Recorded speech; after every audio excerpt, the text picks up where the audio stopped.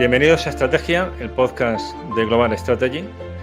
Soy Javier Jordán y hoy vamos a hablar sobre la retirada de Salwen. Es decir, vamos a continuar con la serie de episodios en el marco del 100 aniversario del desembarco de Alhucemas y continuamos la serie de episodios sobre el protectorado español en Marruecos, que comenzamos con el episodio 138 con el coronel Francisco Escribano, que es además quien nos acompaña hoy.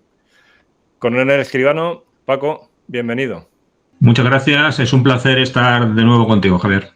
Esto promete, o sea, viendo el guión y además que es un tema muy poco conocido, porque en el episodio anterior dijimos que no íbamos a hablar de Anual porque es un tema que ya se ha publicado mucho, hay pues muchos podcasts, conferencias grabadas y demás, con lo cual sería reiterativo.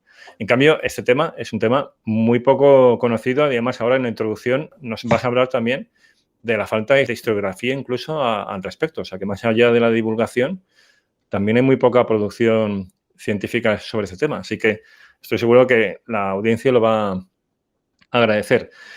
Para los que nos escuchan, este episodio lo voy a archivar dentro del apartado sobre historia estratégica, que con el tiempo convertiremos en un apartado ya específico de historia estratégica de España, pero como el resto de episodios, pulsando en el primer enlace en la descripción que lleva al archivo de episodios del podcast en la página de Global Strategy, en el apartado de historia estratégica, ahí tenéis también este episodio y os recomiendo, si no habéis escuchado, el episodio 138, donde damos el marco general, que nos explicó muy bien el coronel Escribano, de la estrategia o de la falta de estrategia en algunos casos del protectorado español en Marruecos durante toda su historia e incluso de los hechos precedentes del siglo XIX. Ese episodio creo que es fundamental para los que os aproximáis por primera vez a la cuestión de la presencia española en el norte de África, más allá, que también lo hablamos, ¿no? en aquel episodio de Ceuta y Melilla y los peñones de soberanía, pues ahí se da un marco muy interesante y muy adecuado para lo que vamos a ver en esta ocasión. Sin nada más por mi parte, porque el protagonismo lo tienes tú y además es que ya digo, va a ser súper interesante.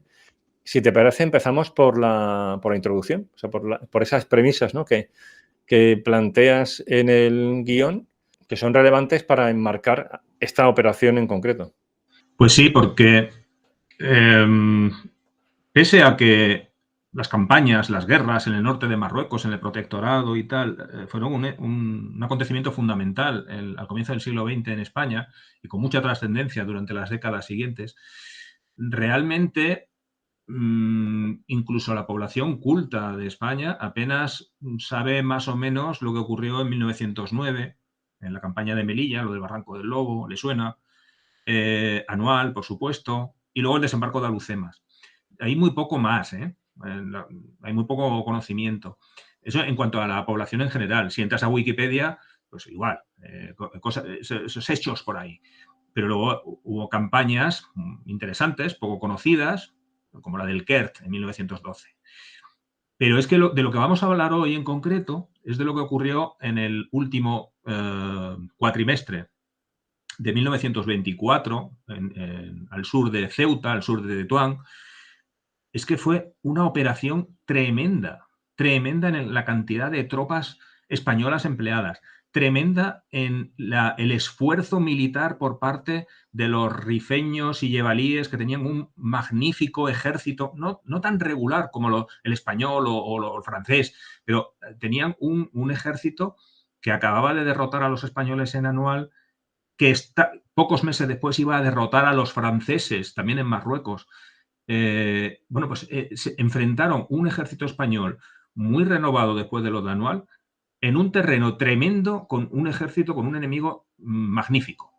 Bueno, fueron 4 meses y medio, 5, según donde pongamos el comienzo o el final de lo que vamos a hablar, 5 meses de operaciones con miles de hombres, con aviación, con operaciones navales, con todas las tipos de acciones que quieras. Bueno, pues debido a las circunstancias políticas, estaba en aquel momento la dictadura de Primo de Rivera, debido a que esta operación vamos a hablarlo también, fue muy controvertida políticamente. La censura por parte de la dictadura impidió que hubiera, por ejemplo, periodistas sobre el terreno. De Anual tenemos muchos reportajes, muchas fotos, porque había periodistas, bueno, de Anual, del 1909, del Kert. Si entras a la hemeroteca de la Biblioteca Nacional, encontrarás reportajes gráficos de las operaciones, de los heridos, de las madrinas de guerra, de lo que quieras. Y hay mucha documentación por la parte periodística. En 1924 no había ni un solo periodista en el campo. Es más, perdón, había un par de ellos que tenían un estatus un poco privilegiado, pero incluso lo que escribían hay que ponerlo en dudosos, porque hay algún caso en que el mismo periodista escribía lo que estaba pasando en Larache y al día siguiente lo que estaba pasando en Tetuán. Y dice, vamos a ver, ¿cómo es posible que cuentes como testimonio lo que está pasando en dos sitios diferentes cuando hay una guerra en medio, ¿no? Bueno, pues no hay fotos, por ejemplo. Pero es que la propia censura hizo que de forma inmediata no hubiera ni un informe sobre esta campaña, ni una rendición de cuentas ante las Cortes, no había nada. Fíjate, eso se tradujo en que cuando unos años después el Servicio Histórico Militar creó una ponencia, un grupo de trabajo para redactar lo que se ha llamado la Historia de las Campañas de Marruecos. Y se hizo un primer volumen que era referente básicamente a lo del siglo XIX, la guerra de África de 1860, la guerra de Margallo, Ceuta, Melilla, en fin, todo esto. Pues el volumen 2 recoge todas las operaciones entre 1909 y 1918. Son 900 páginas, ¿vale? Bueno, pues eso quiere decir que son 90 páginas por año, de media. Un año más, otros menos, 90. Para el volumen 3, que ocupa entre 1919 y 1923, es decir, ahí está Anual, son 662 páginas, es decir, más de 130 páginas por año. Ahí están órdenes de operaciones copiadas casi enteras, los partes posteriores de las operaciones con los nombres de los caídos, una magnífica colección de croquis, de manera que casi todo lo que se publica posteriormente se basa en el análisis o la complementariedad de esa labor documental realizada por el propio ejército, por el Servicio Histórico Militar. Recuerdo, 132 páginas por cada año.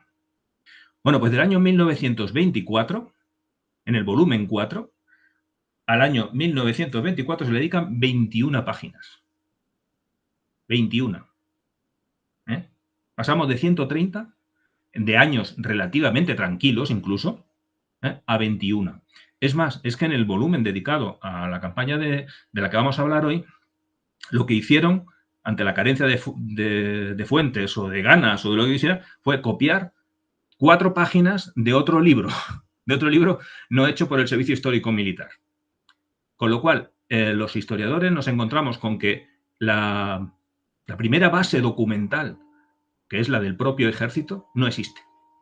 Con lo cual, si hay por ahí alguno de los oyentes que está pensando en hacer un trabajo de fin de grado, un trabajo de fin de máster o una tesis, que sepa que tiene toda la documentación, espero que esté, en el Instituto de Historia y Cultura Militar, los Archivos Generales Militares, ahí debe estar toda la documentación como para empezar a coger las órdenes de operaciones, los estadillos de bajas, los estadillos de fuerzas presentes de las unidades españolas y empezar a montar ese corpus documental de fuentes de primera mano para seguir avanzando. Que yo sepa, el único trabajo monográfico sobre todo esto es un libro de 2013 de Vicente Fernández Riera, un señor que murió hace pocos años, llamado Sahagún, la campaña que evitó un nuevo Anual. Es un trabajo digno, pero muy desequilibrado, porque ha tenido que hacerlo a partir de algunas fuentes parciales, tanto en el lugar, el momento en que describen, como también en la apreciación que hacen. En concreto, por ejemplo, se basa mucho en 2 libros que se redactaron en los años 20. Uno de ellos es el coronel Virgilio Cabanellas, que fue el defensor de Sahagún. Lo vamos a hablar, lo vamos a mencionar. Y cuenta el mes y pico en que él estuvo defendiendo Sahagún. Y otro es el del entonces teniente coronel Emilio Mola, que también en ese mes y pico era el defensor, el jefe de la posición de Dar Acoba, una que estaba a unos 10 kilómetros de de Sauen. Y a partir de ahí, son 2 libros magníficos, pero cuentan solamente acciones muy parciales. A partir de ahí, Fernández Riera fue complementándolo con otras fuentes, pero su libro es una primera aportación, pero hay mucho trabajo por delante. Falta que alguien se meta en los archivos y haga un primer corpus a partir del cual poder analizar. Que conste que el año pasado, en el otoño de 2024, con ocasión del centenario, se hicieron algunas iniciativas interesantes, como una conferencia del teniente general Vallenilla o una jornada en la Universidad Pompeu Fabra. Ambas están en la bibliografía que va a estar disponible para este podcast. Y ahí hay mucha gente que está trabajando, pero todos nos encontramos con el mismo problema, que es que nos faltan datos de partida, de esas órdenes de operaciones, de esos partes de lo que había ocurrido para a partir de ahí elaborar y complementar. Por ejemplo, antes he comentado que la historia de las campañas de Marruecos tiene mucho valor los croquis, en concreto para la campaña de la recuperación de Melilla, del entorno de Melilla de 1922, hay unos croquis de lo que se hacía día por día. Por aquí va la columna de Cabanellas, por aquí va por aquí va el tercio, por aquí va... Bueno, pues de lo que vamos a hablar hoy hay 0. No hay ni un solo croquis. Es más, yo me atrevo a decir que una importante aportación que estamos haciendo hoy es el mapa que vas a insertar como parte del podcast. Sobre la base de un mapa del ejército de 1926, yo he puesto las flechitas de por dónde se replegaron las fuerzas españolas, dónde hubo combates, dónde se perdieron las posiciones. Eso seguramente incluye algún error, lo que he hecho, pero es la primera vez que se hace. Tal y como lo yo he hecho, yo no he encontrado ningún mapa que recoja la línea Primo de Rivera, la defensa y repliegue de Sauen de una forma global. Así que espero que si he metido la pata se me perdone, pero creo que es una aportación que estamos haciendo hoy. Muchas gracias y en efecto la pondré en la descripción del episodio, en la página de Global Strategy, para que sea más fácil llegar a quienes escuchen el podcast en cualquiera de las plataformas habituales de iVoox, Spotify y demás.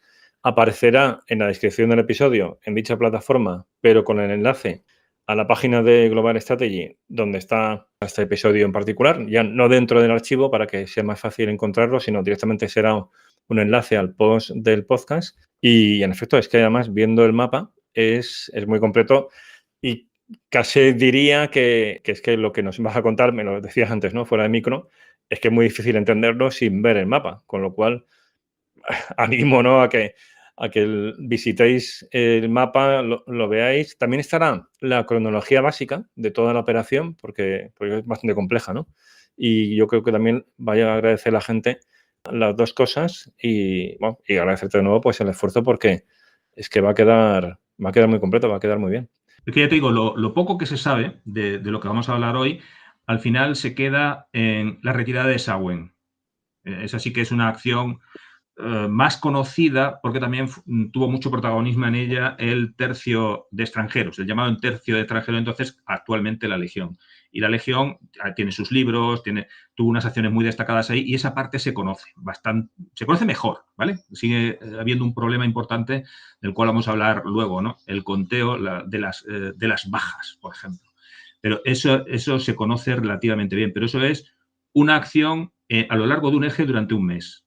Pero de lo que vamos a hablar hoy es de lo que pasó en una región que es más o menos la mitad de la provincia de Málaga, por así decirlo, durante 5 meses.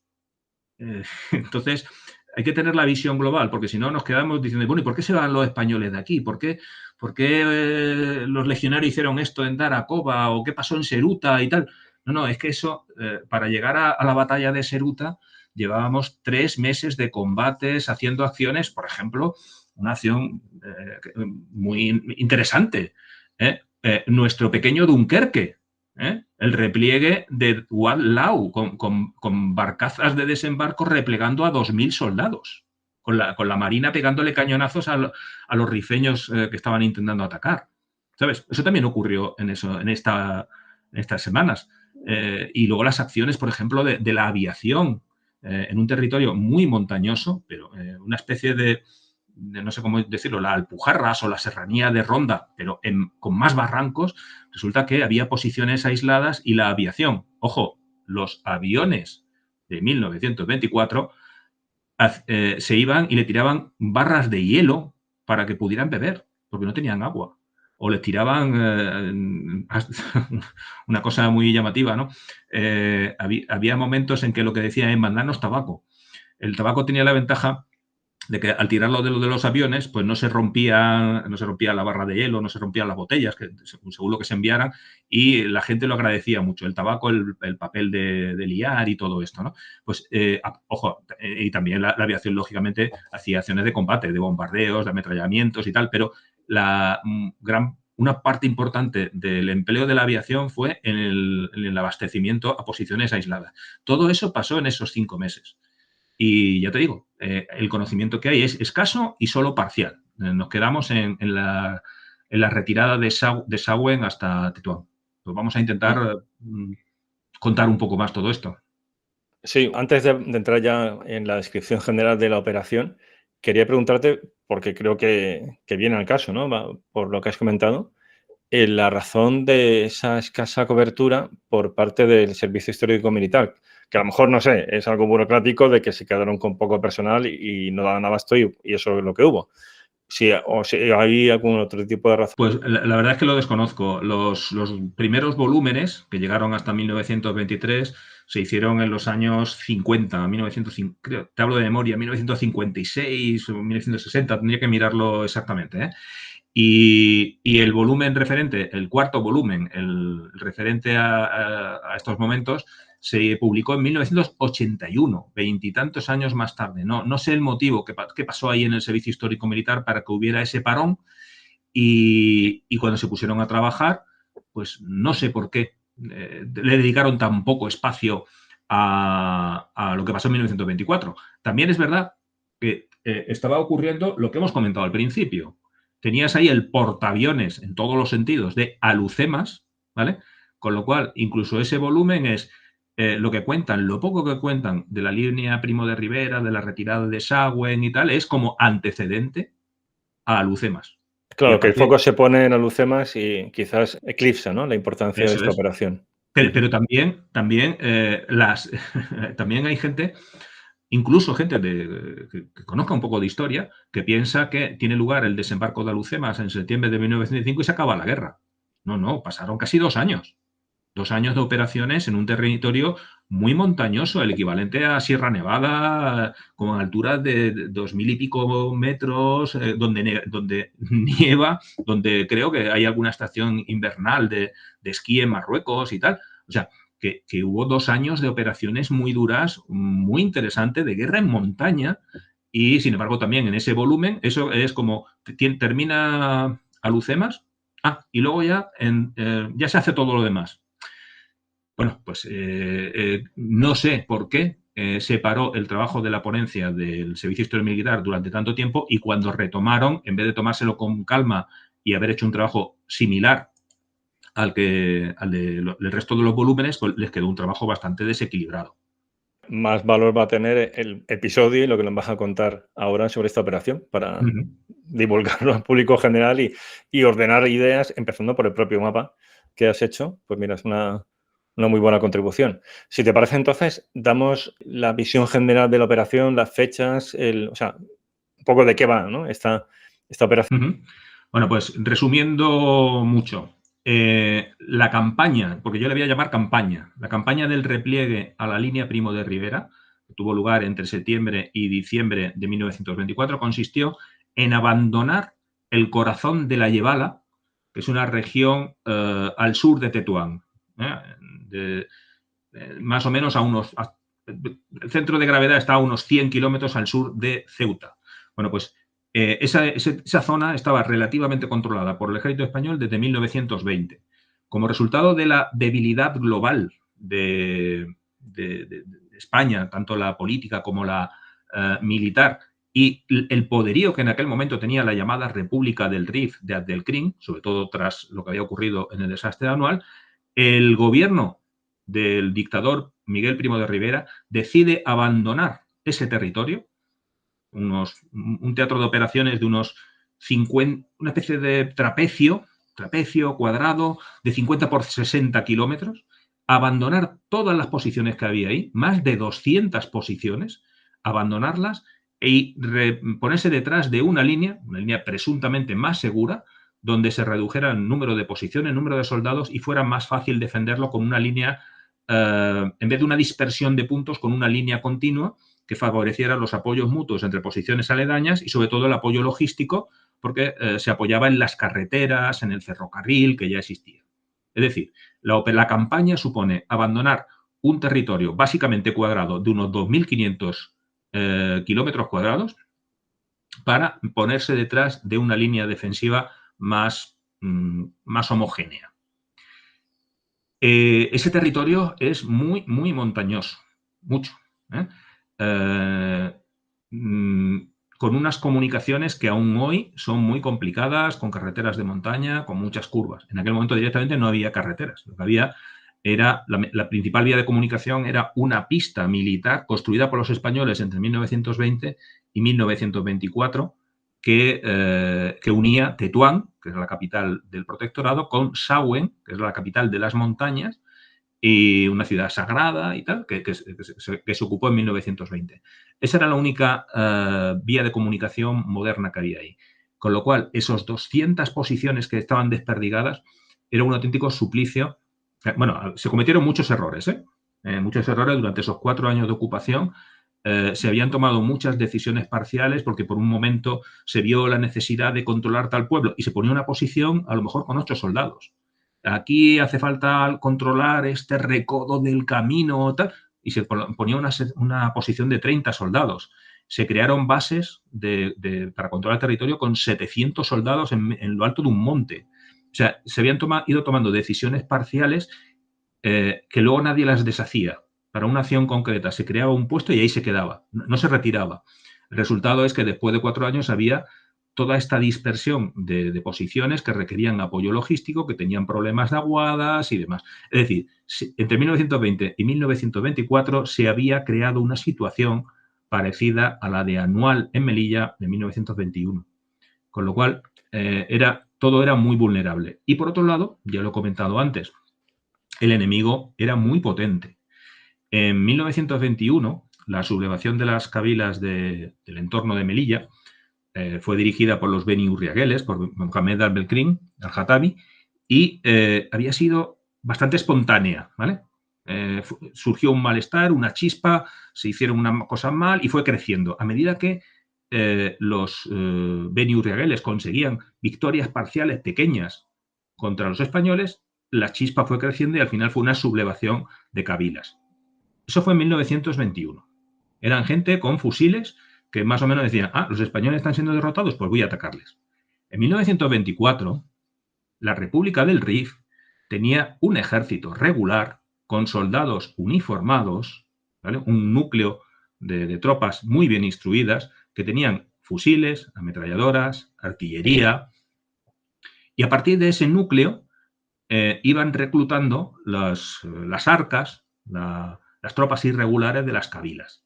Con lo cual, ya no era una sublevación, eran operaciones militares con generales, vamos a decirlo así. Los principales eran un tal El Geriro y el hermano de Abdelkrim, Mehmed, ¿vale?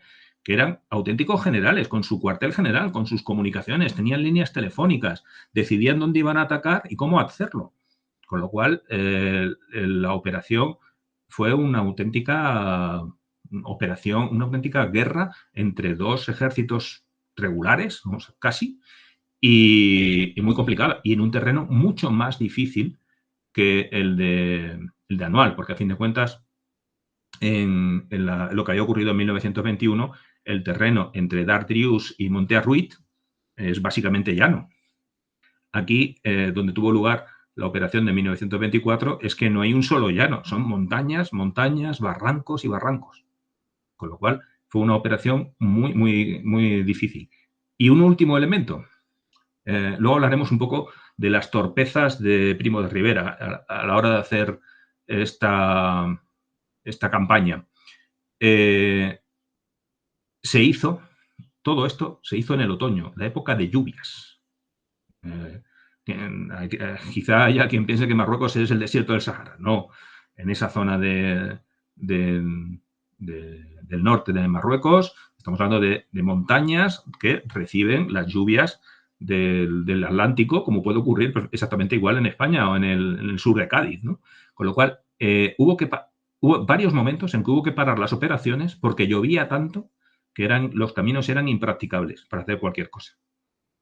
Así que fíjate el panorama. Tenemos un teatro de operaciones muy difícil, unas condiciones meteorológicas complicadas, un enemigo poderoso y en ese contexto el presidente del gobierno, el dictador Primo de Rivera, toma la decisión de llevar a cabo una retirada, que es la operación militar más complicada de llevar a cabo. Pues de eso es lo que vamos a hablar.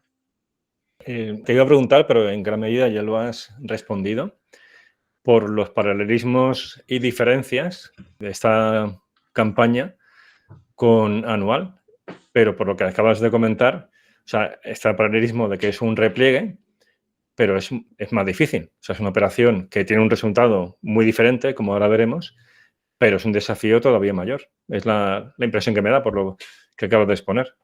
Sí, pero también hay que tener en cuenta que el ejército español había cambiado mucho, ¿eh? En Anual, en 1921, solamente existía tres banderas de la Legión, se acababa de crear. Es más, estaban en Ceuta, no estaban en Melilla. Estoy intentando recordar cuántos grupos de regulares había en aquel momento, no sé si 4, ya había 4, pero en cualquier caso en Melilla solo había 1. Y los protagonistas de lo que pasó en Anual fueron batallones de tropas españolas de soldados de recluta, que además habían hecho cosas mal y se había licenciado a mucha tropa veterana y había mucha tropa recién llegada, sin foguear. Entonces, Anual tuvo mucha repercusión en la población española porque los 9.000 muertos que hubo fueron casi todos soldados de reemplazo españoles. Sin embargo, en lo que vamos a hablar ahora, bueno, a todo esto, Anual aquella fue una chapuza por todas partes, fue una retirada no programada. Fue como consecuencia de lo que pasó en Igueriben, malas decisiones y tal, pero no había nada planeado. No había nada planeado hasta el punto de que los pocos aviones que había en aquella zona no se pudieron utilizar porque los pilotos estaban en Melilla y no en el aeródromo de Celuán. Cuando quisieron ir a recuperar los aviones para apoyar lo que fuera, ya estaba cortada el enlace y no pudieron montarse los aviones. Hasta ese punto fue no preparado. Sin embargo, la retirada a la línea Primo de Rivera sí que se planeó, sí que se sabía cuál era el objetivo y todo el mundo estaba planeando y todo el mundo estaba ejecutando de acuerdo con el propósito del mando. Pero es que además, repito, en Anual no había, por ejemplo, ninguna bandera del tercio en Melilla de aquel momento. Había 3, pero estaban en Ceuta. Y de los 4 grupos de regulares, solo 1 estaba en Melilla. Bueno, pues en esta campaña de la que estamos hablando hoy, participaron 6 banderas del tercio. Las banderas son unidades tipo batallón. Y 4 grupos de regulares. En Melilla solo se quedó de toda la... bueno, luego hablaremos del aspecto de las consideraciones estratégicas. Se puso a la defensiva para separar las operaciones en Melilla, se sacaron de allí un grupo de regulares y 4 banderas del tercio y se mandaron para la operación de Sauen. Y encima, en esta campaña, participaron batallones de tropas ya muy fogueados, con gente que llevaba 3 años haciendo el servicio militar allí. Con lo cual, la conducción tanto de la operación global como de las acciones tácticas fue mucho mejor en Sauen que en Anual. En Anual fue una retirada no prevista y se llevó a cabo mal debido a estas circunstancias. La poca calidad de las tropas, lo improvisado que fue todo y pese a que había buenas posibilidades de llevar a cabo la defensiva o de o de hacer líneas de retardo, como por ejemplo utilizando Dardius. Eso no se utilizó, se fueron abandonando posiciones y acabaron todos encerrados en Montarruiz, donde fueron asesinados. Pues en el caso de todo el repliegue de la Yevala, se hizo todo con un control operacional adecuado y una buena ejecución táctica, porque estábamos hablando de tropas profesionales o que llevaban mucho tiempo instruidas sobre el terreno. Genial. Si te parece, pasamos entonces ya al análisis como tal de la campaña y seguimos esos 4 niveles, el político, estratégico, operacional y táctico. Pues sí, primera consideración política. Primo de Rivera, el general Miguel Primo de Rivera, hizo un pronunciamiento.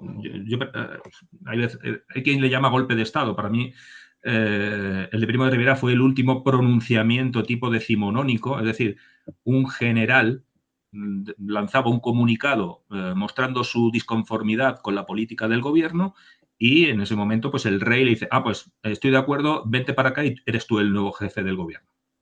No hubo unas acciones típicas de golpe de Estado, de ocupar la radio, de sacar los carros de combate a la calle. No, todo eso no pasó con el pronunciamiento de Primo de Rivera de septiembre del año 23. No nos metemos en las consideraciones de por qué lo hizo ni nada de eso. La cuestión es que él llega al poder en septiembre de 1923 y él ya había anunciado años antes cuál era su idea sobre Marruecos, sobre el protectorado. En concreto, en 1917, cuando era gobernador militar de Cádiz, dio un discurso en la Real Academia Hispanoamericana de Ciencias y Artes, titulado Recuperación de Gibraltar.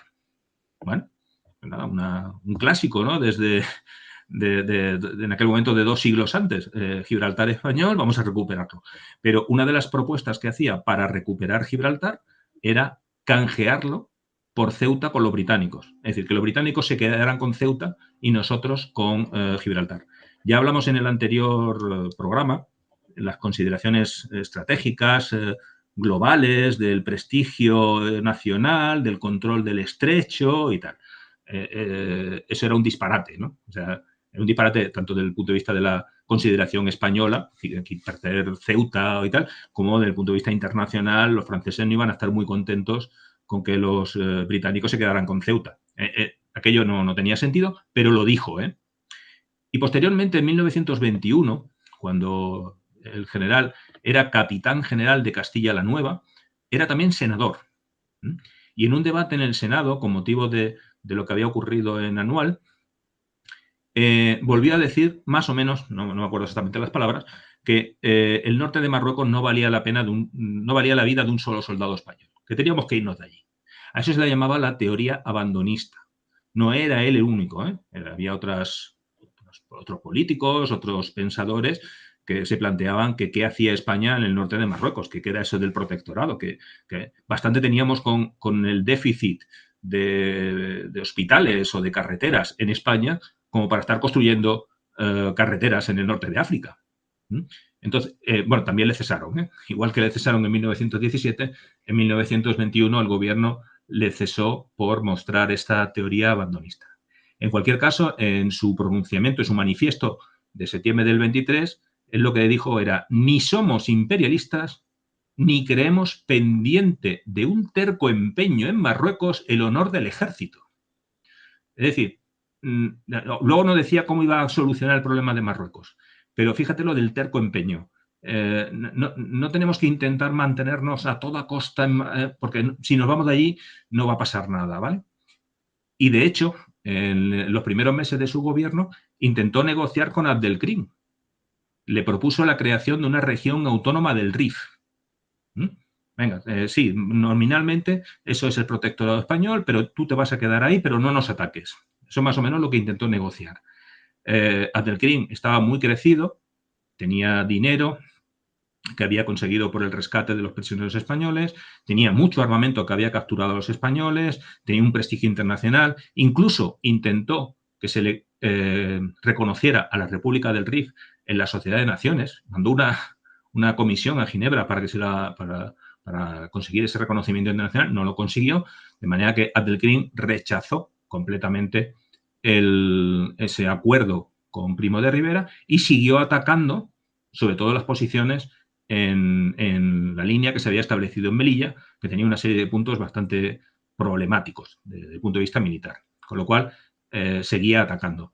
De manera que en la primavera de 1924 el directorio militar, el gobierno de Primo de Rivera, hizo un plan para replegarse de esas posiciones que eran muy difíciles de mantener logísticamente y también militarmente en caso de ataque, y lo que quería era replegarse a unas ciudades principales, a unas vías de comunicación, de manera que en vez de 125.000 soldados desplegados, se pudiera bajar a 50.000.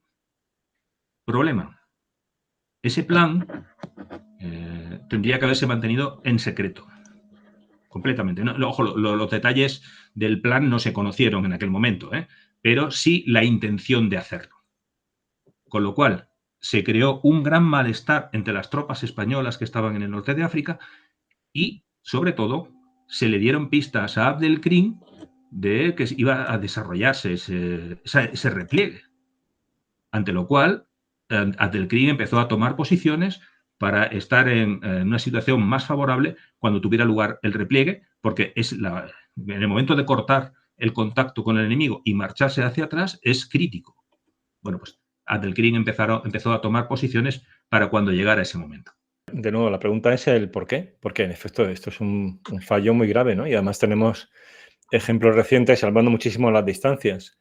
Pero el caso de Afganistán, o sea, la retirada americana de Afganistán, los efectos que cabía esperar, ¿no? Que tuvo en las Fuerzas Armadas afganas, pero sobre todo el subidón de moral de los talibán, pues era algo lógico, ¿no? Después de que fuera algo anunciado. Entonces, en este caso, ¿cómo se explica ese error en el nivel político? Pues yo diría que por el cortoplacismo de dirigentes, en concreto lo que has comentado de Afganistán, yo cuando vi aquellas imágenes de los enviados del presidente Trump, porque el que al final tuvo que comerse el abandono de Afganistán fue Biden, pero la semilla la puso Trump 2 años antes, cuando, no me acuerdo si fue en Doha, las Sí, conversaciones. las negociaciones fueron allí, que fueron no entre el gobierno afgano y los talibán, Claro. sino entre Estados Unidos y los talibán. Yo en aquel momento estaba dando clases en el Centro Universitario de Defensa, cuestiones de geopolítica a los alumnos y tal, y claro, intentaba explicar eso y comentar eso y no lo entendía. Digo, pero vamos a ver, ¿qué hace en un tercer país el gobierno norteamericano negociando con los talibán sin que estén, ojo, quizá pueda mantenerse conversaciones, pero ¿dónde está el gobierno de Afganistán? No estaba. Con lo cual, luego se lo comió todo Biden. Pero es que 2 años antes había perdido la legitimidad el gobierno de Afganistán, que con todos los problemas que queramos era el que, digamos, legítimo, ¿vale? Bueno, pues en el caso de 1924, el problema es que Primo de Rivera tenía un déficit de legitimidad. Había llegado al gobierno con un pronunciamiento, no con unas elecciones, no por una elección, no por otras vías.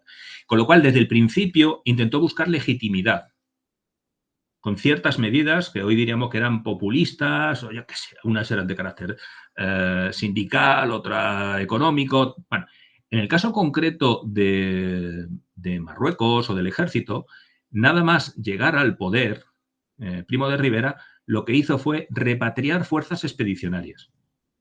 Era de las que se habían enviado en 1922 para recuperar el territorio y estabilizarlo y habían permitido avanzar y que la situación estuviera tranquila, pues a partir de octubre empezó a mandarlos para España. Por otro lado, ya valía, había algunos que llevaban 2 años de servicio militar en Melilla, pero los retiraba y no mandaba otros nuevos. Con lo cual, la población española lo que veía era miles de soldados volviendo de África y licenciados, y que no se volvían a ir. Entonces, entre octubre del año 23 y el verano del 24, que es cuando se volvió a liar, pues lo que vamos a ver hoy, miles y miles de soldados se fueron para España, con lo cual iba ganando él un prestigio de repatriador, porque además yo creo, imagino, que la familia que viera volver a su hijo de África después de 2 años diría, bueno, pues es que si está volviendo, es que la cosa va bien. El problema es que eso debilitaba las posiciones españolas, Cada vez había menos posibilidades de hacer cosas, de controlar el territorio. Y encima, ya lo he comentado antes, a lo largo del tiempo se habían ido poniendo cada vez más posiciones de difícil defensa, con lo cual necesitaban más soldados para guarnecerlas y además necesitaban más tropas para llevarle los convoyes con la alimentación y demás. Pero es que fíjate en esa idea de buscar a toda costa la legitimación o popularidad del directorio, después de lo que ocurrió en la Yevala entre septiembre-agosto del 24 a diciembre, inmediatamente fue terminar la última operación en Tetuán a mediados de diciembre y repatrió 23.000 soldados. Tú imagínate que tenga lugar una batalla y al día siguiente de esa batalla repatrias a la mitad de tu fuerza. Dice, bueno, ¿realmente está todo estabilizado? Entonces él necesitaba ese tipo de golpes de efecto. Además, según se cuenta, Primo de Rivera funcionaba así mucho, ¿no? Por intuiciones, por ideas felices, vamos a hacer esto. Es decir, ganarse el favor de la gente con medidas que quizá no estaban muy meditadas. Y es lo que puedo decir, porque parte de lo que ocurrió fue eso. Es más, cuando se empezaba a conocer que se iba a hacer esto, y los militares que estaban allí desplegados hicieron llegar su malestar, el propio Primo de Rivera se fue a África, se fue a Tetuán, se fue a Guadalao, se fue a Larache y se fue a Melilla y a Bentier a explicarle cuál era su idea a esos militares que estaban ahí. Y se encontró una acogida bastante hostil, porque los militares que estaban desplegados ahí creían que estaban haciendo su trabajo, lo estaban haciendo bien y no entendían por qué tenían que replegarse a una línea que además ellos sabían lo costoso que iba a ser y que ellos iban a ser los que iban a sufrir la ejecución de ese repliegue. Es decir, Primo de Rivera tenía unas ciertas ideas y a partir de ahí las ponía en práctica de una forma muy expeditiva e inmediata. La cuestión es que en cuanto se supo en el protectorado que el gobierno estaba planeando llevar a cabo esto, pues Abdelkrim se empezó a preparar para atacar, pero es que además las kabilas, que en la denominación de la época ya se encontraban sometidas, es decir, las que habían aceptado el protectorado, pues imagínate que tú eres el jefe de una de estas kabilas, que estás colaborando con los españoles, que a su vez son los representantes del gobierno de Marruecos, del sultán, del Maizén. Pues, y que te llegan oídos de que los españoles se van a ir. Y tú sabes lo que hace Abdelkrim a los que han colaborado con los españoles. ¿Qué harías tú? Pues lo que hicieron muchos de los jefes de las kabilas, cambiar la chaqueta y decir, bueno, pues antes de que vengan los rifeños y me maten por haber colaborado con los españoles, ataco yo a los españoles. Pues eso es lo que ocurrió en agosto del 24, por darse a conocer los planes de retirada española. Por último, hay que tener en cuenta, dentro de estas consideraciones políticas, que aunque Primo de Rivera hubiera expresado su deseo de abandonar completamente el protectorado, desde el punto de vista de un estadista, de un gobernante, eso no lo podía hacer ante la comunidad internacional. España estaba en esa zona con un mandato internacional, con un acuerdo con Francia, con lo cual no podía decir, me voy, porque entonces los británicos no habrían estado contentos por el control del estrecho, los franceses habrían protestado por perder su flanco norte, ya veremos lo que pasó a continuación. Entonces tuvo que matizar sus deseos abandonistas y al final lo que hizo fue diseñar una línea que cumpliera como mínimo esos compromisos internacionales, que era el estrecho propiamente dicho, mantener la defensa del ferrocarril que se estaba construyendo para unir Tánger con Fez, es decir, el estrecho con el corazón de Marruecos. Es decir, que de cara a la estabilidad internacional, su plan permitía que el estrecho de Gibraltar siguiera seguro. De manera que todas estas consideraciones son al margen de luego cómo llevarlas a cabo. Es decir, eran cuestiones puramente políticas. lo que acabas de comentar es muy interesante, pero claro, una cosa que me llama la atención es que en este caso el nivel político es una persona que tiene un bagaje militar. O sea que quizás hay muchas cosas que se pueden explicar, tal como os he ido comentando, por consideraciones de política interna, que es algo habitual, que las decisiones de política exterior o también de política de defensa, y además eso no nos resulta para nada lejano, respondan a motivaciones en otra dimensión, en política interna, para contentar a determinadas audiencias o porque es una reclamación de la opinión pública. Pero es que en este caso, la persona que toma esas decisiones tiene el conocimiento militar, es decir, no es un político que es asesorado por militares y que a lo mejor pone todo en la balanza y el hecho de que no tenga ese background militar, bueno, pues hace que a lo mejor no calibre adecuadamente las repercusiones que eso va a tener sobre el terreno, que como estás comentando, es que era de esperar que fueran severas. Entonces, no sé, si, o sea, a mí al menos me llama la atención. Me imagino que tú también te habrás preguntado sobre esto, ¿no? Sí, además, Primo de Rivera tenía la laureada. Ganó la laureada en 1893 en Melilla. Y posteriormente, no me acuerdo si era teniente coronel o coronel, participó en la campaña del Kert con su unidad, con su batallón o regimiento, ahora dudo. Y posteriormente, ya siendo general de brigada, había estado en operaciones en torno a Tetuán en el año 15 o 16. Es decir, él había estado desplegado en varias ocasiones en el norte de África, participando en operaciones, conocía el terreno. Bien es verdad que siempre había estado con tropas peninsulares, con tropas españolas. Nunca había estado con fuerzas regulares, ni con, por supuesto, con el tercio que se creó en 1920. Pero entonces, pues entonces todavía son razón de más, ¿no? O sea, Sí, pero él no sí. era uno de los que se llaman los africanistas, que son los militares que Ujú, habían hecho o estaban haciendo toda su carrera en África. ¿Vale? ujú. Hubo los casos, pues el más conocido el de Franco, ¿no? Salió de la academia, directamente fue a África y a partir de ahí estuvo en África unos 15 años, hasta el final.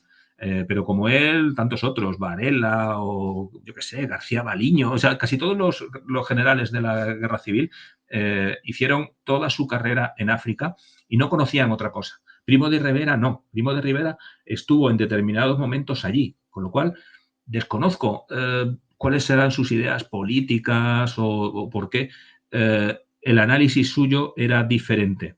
Lo que sí es que él no había hecho toda su vida en África. Lógicamente conocía las complicaciones del terreno y de las operaciones. En concreto, en la campaña del Caire, él fue el jefe de la operación más sangrienta que hubo en aquella campaña de unos 4 meses. Fue una incursión al otro lado del Caire muy dura. Pues él estaba allí. Pero, repito, él era un militar español, tendría una visión más global del ejército y de las necesidades de España y todo esto, y su vida no estaba en Marruecos. La tesis abandonista, como tal, creo que es legítima estratégicamente que él tuviera ideas propias, ¿no? Lo que me llama la atención es eso, ¿no? Y más con lo que ahora mismo estás comentando. Es decir, que no calibrara o tuviera presentes esos efectos ya a nivel más táctico que iba a tener todo Se lo que le estabas acusaba, comentando. los Ujú, africanistas le acusaban de no conocer África, de no conocer Marruecos, de no conocer el RIF o la mentalidad del rifeño y tal, que como solamente había ido a esas ujú. acciones concretas, esos periodos concretos, que no tenía una visión global. Lógicamente sí que sabía la dificultad y luego cuando fue explicando a los militares que estaban allí lo que se iba a hacer, él siempre decía o siempre se comentaba que se era consciente de la complicación de llevar a cabo esa operación de retirada. Pensando en positivo, también tendría confianza en el ejército español de ese momento para llevar a cabo esa operación. Sí, sí. Bueno, bueno, yo me voy a mojar. Es una alternativa, una línea de acción válida. Es decir, la situación tal y como estaba en la primavera del 24 era un estancamiento que no iba para ningún lado. Repito, durante 4 años en el entorno de Sagué, en Tetuán, se habían montado 200 posiciones de muy difícil abastecimiento y de muy difícil defensa. Es decir, una posible delineación era replegar esas posiciones. Sí, a ver, que eso totalmente, o sea, eso lo compro. La cuestión es el anunciarlo con tiempo. Eso es. Eso es lo que realmente me choca de toda esta cuestión. No hay que pensar que hicieran una rueda de prensa después del Consejo de Ministros y tal eso. No fue así. Pero se fue filtrando, había una cosa, las llamadas notas oficiosas. Pero las notas oficiosas en parte era que salía uno de los miembros del directorio y contaba algo a los periodistas que estaban allí, ¿no? Ok, vale. Entonces, ¿por qué lo hicieron así? Pues no lo sé. Sí, entonces quizás es una mala gestión, o sea, más que un problema de falta de prudencia en la propia decisión a la hora de comunicarla y luego ya de la gestión como tal de la implementación de la decisión política. Claro, ¿no? Eso fue en el mes, cuando se supo que estaba la decisión de política de abandonar posiciones, fue en el mes de junio. A partir de ahí fue creciendo el malestar, pero ese plan no se llevó a cabo. Esa idea no se llegó a poder poner en práctica, es decir, un repliegue ordenado de posiciones, porque a medida que la situación se fue deteriorando entre julio y sobre todo agosto, finalmente la retirada, ya no un repliegue ordenado, sino una retirada de muchas posiciones se tuvo que hacer bajo presión enemiga en septiembre. Ahí está la diferencia, ¿no? Que si hubieran mantenido el secreto, hubiera empezado a preparar, a abandonar alguna de esas posiciones pequeñitas de 8, de 20, de 50 soldados, habiendo dejado otras bases más poderosas, habiendo preparado la aviación, habiendo acercado los barcos, habiendo acercado las fuerzas que estaban en Melilla y que iban a hacer falta en la Yevala, haberlas acercado previamente. No, se dio a conocer oficiosamente por filtraciones que se iba a abandonar la Yevala y al final hubo que hacerlo bajo presión enemiga. Ahí está el problema, la necesidad del secreto en las operaciones militares, el secreto que te da la seguridad.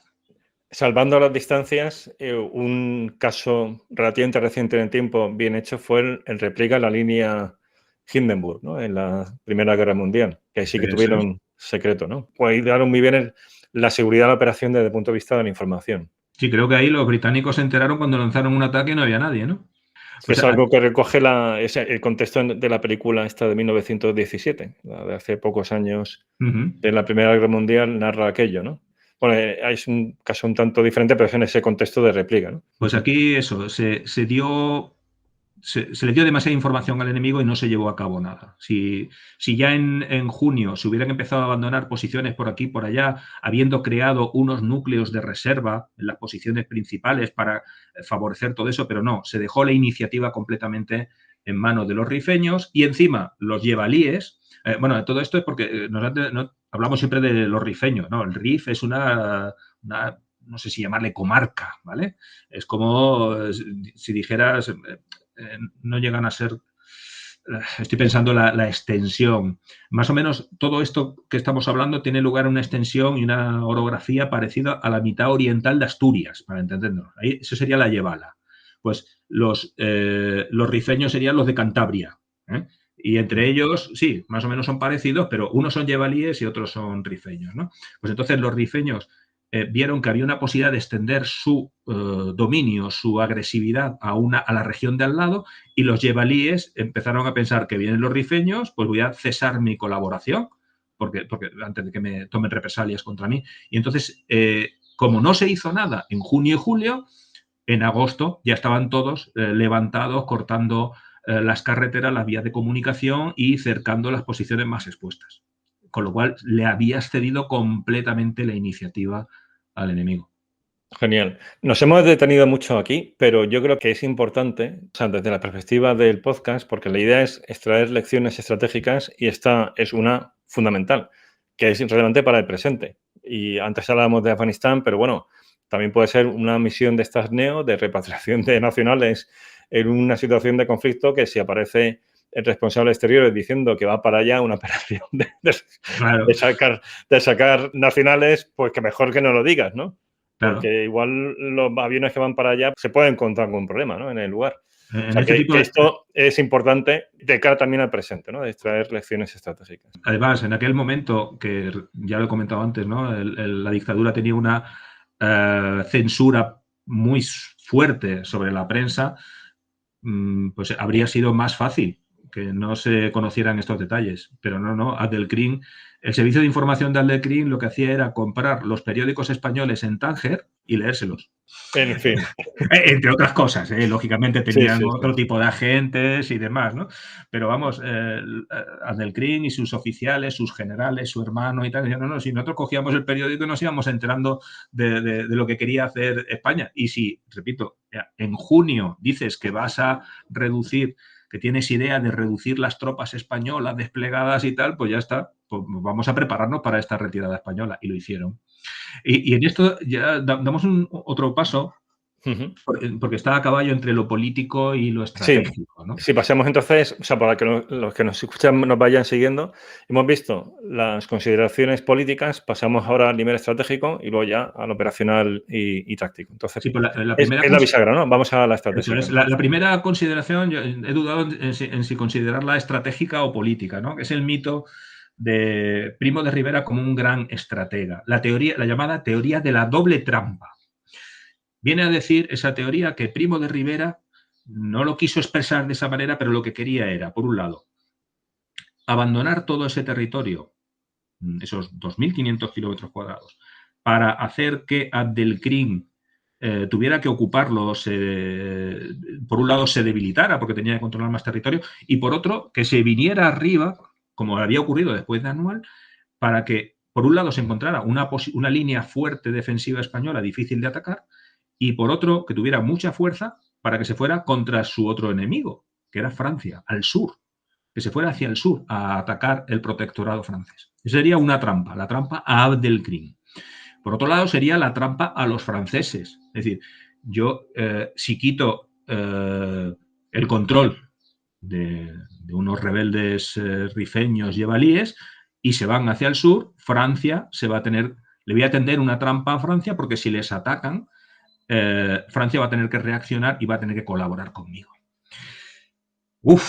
Esa teoría todavía hay gente que la defiende. Yo, para mí, no creo que Primo de Rivera fuera un estratega, un analista geopolítico tan brillante. Pero es que además, esto es fácil decirlo después del desembarco de Alhucemas, pero realmente España abandona ese territorio en diciembre del 24 y hasta abril-mayo del 25 Abdelkrim no ataca a los franceses.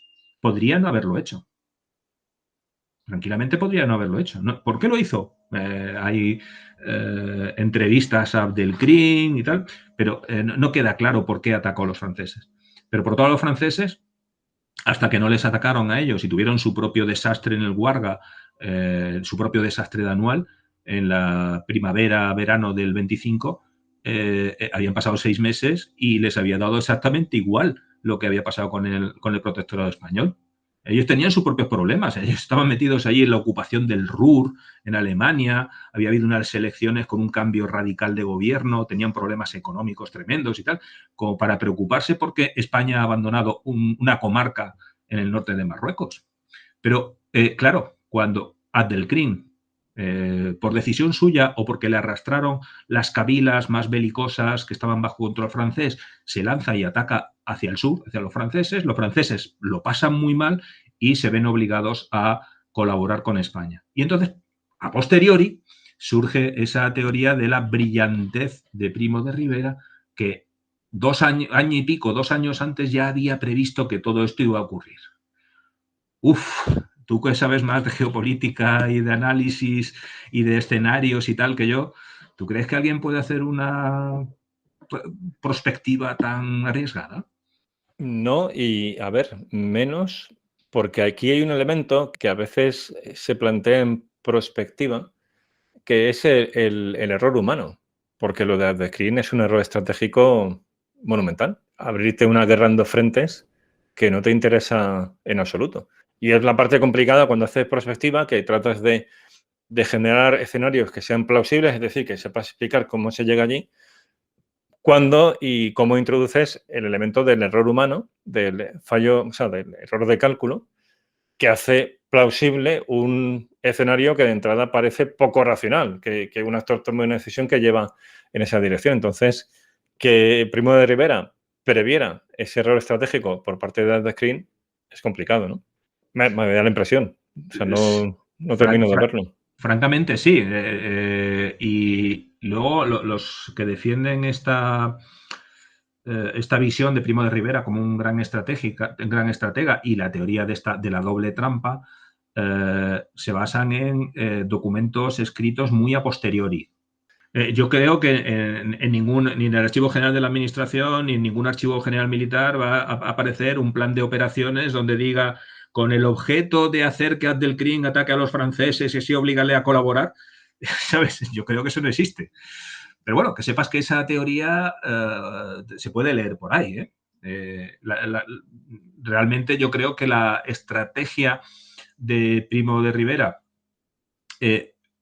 creo que fue mejor como línea estratégica que lo que había habido en años anteriores, que sencillamente se iba pegando bandazos. Primo de Rivera quería reducir las fuerzas españolas desplegadas en África, quería tener unas líneas que fueran más fácilmente defendibles y con menos problemas logísticos, y a partir de esa línea se puso a trabajar. Y a partir de ahí fue gestionando cosas. Adelscreen comete el error de atacar a los franceses y entonces son los propios franceses los que llaman a la puerta de España diciendo, oye, vamos a solucionar juntos este problema. Y es cuando viene el mariscal Pétain y se organiza el desembarco de Alhucemas. Para hacer todo esto, para hacer esta gestión más ágil, vino bien la unificación de mando en manos de Primo de Rivera, que en aquellos momentos era presidente del gobierno, del directorio se le llamaba, pero era presidente del gobierno, era el alto comisario, es decir, el responsable político en el protectorado español, y era jefe del ejército español en Marruecos. O sea, que él tomaba las decisiones, se le rebotaba a alguna gente, tuvo que dirimir ciertos problemas de disciplina, pero él era el jefe de todo, con lo cual podía dar órdenes desde el punto de vista político, económico, de comunicación pública, de fuerzas militares, lo controlaba todo, ¿no? Entonces, digamos que, como en tantas otras cosas, esta estrategia era un poco chapucera, un poco posibilista de lo que podía ocurrir en cada momento, pero era mejor que la no estrategia que había en otros momentos anteriores. Bueno, y también una virtud estratégica es saber aprovechar las oportunidades. O sea, una estrategia emergente que se va adaptando a los cambios en el entorno. Entonces, o sea, la propia campaña, ¿no?, que estamos analizando me suena sensata estratégicamente. El aprovechar a su vez que los franceses entran ya en confrontación directa con Adelscreen y abre esa oportunidad del desembarco de Alhucemas, pues también es cabal estratégicamente, ¿no?, el ir adaptándose a las circunstancias. Sí, porque además, fíjate, el ataque de Abdelkrim hacia los franceses fue en la primavera del 25. El acuerdo hispano-francés para llevar a cabo el desembarco creo que fue en julio del 25. Entonces, es casi impresionante la agilidad. O sea, claro, y el desembarco como bien, tal tiene lugar a principios de septiembre. Vamos a ver, sí. hemos montado el desembarco de Alhucemas en un mes, ¿sabes? Ya lo hablamos anteriormente, ¿no? Y mi expresión es, los militares planeamos mucho. Tenemos planes para todo, carpetitas que se van guardando, y si pasa, y si pasa, y si pasa. Pues en este caso, el desembarco de Alhucemas se había planteado por primera vez, creo que fue en 1912 o 1913. ¿Vale? Y posteriormente, cada vez que había algo, que pasaba algo, que la situación estaba mal, se decía, no, lo que tenemos que hacer es desembarcar en la bahía de Alhucemas y a partir de ahí crear una base de operaciones y tal. Y eso no se había llevado a cabo nunca. Con lo cual, el gran estratega Primo de Rivera, a mi opinión no tanto, pero sí que cuando surge la oportunidad debió mirar para atrás y tenía ahí de jefe de Estado Mayor, por así decirlo, a Gómez Jordana hijo, cuyo padre, el primer Francisco Gómez Jordana, había sido comandante general de Melilla en torno a 1914, por ahí, y luego fue alto comisario y era uno de los que había trabajado más en el posible desembarco en Alhucemas. Con lo cual debieron decir, oye, ¿y aquello de Alhucemas dónde lo tenemos? ¿No? Lo actualizaron, pusieron el portaaviones que mandamos y encima aparecieron barcos franceses y los franceses entraron del sur y se recuperó todo eso, ¿no?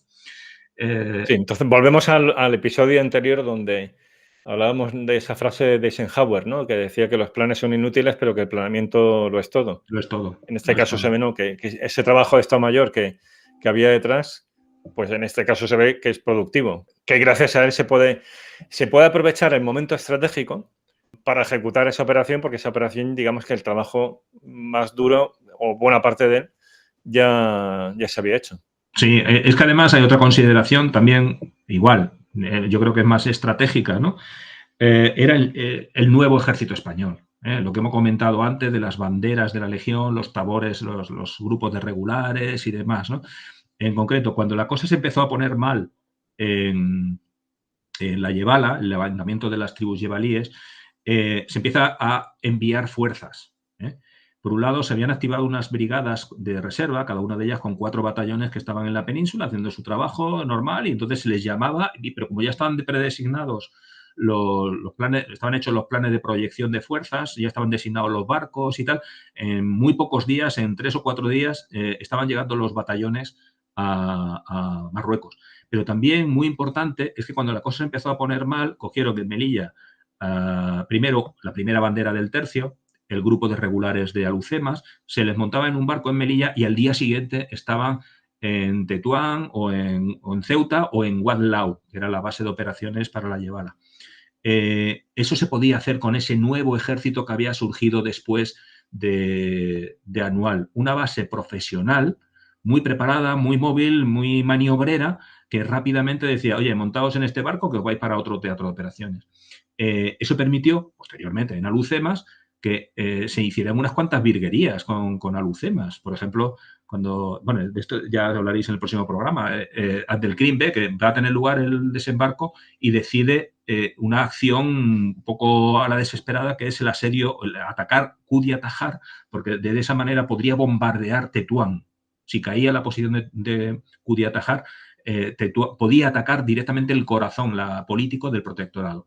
Pues lo que cogieron fue unos barcos que estaban frente a Lucema, los mandaron a Tetuán, recuperaron Kudia Tajar y luego lo volvieron a mandar al desembarco, que todavía no había terminado la incorporación de unidades. Todo eso se pudo hacer por ese nuevo ejército, con un corazón de unidades profesionales, muy preparadas a todo lo que hiciera falta, muy rápidas, y que fueron los primeros apoyos que se fueron enviando ante la sublevación de la Yevala.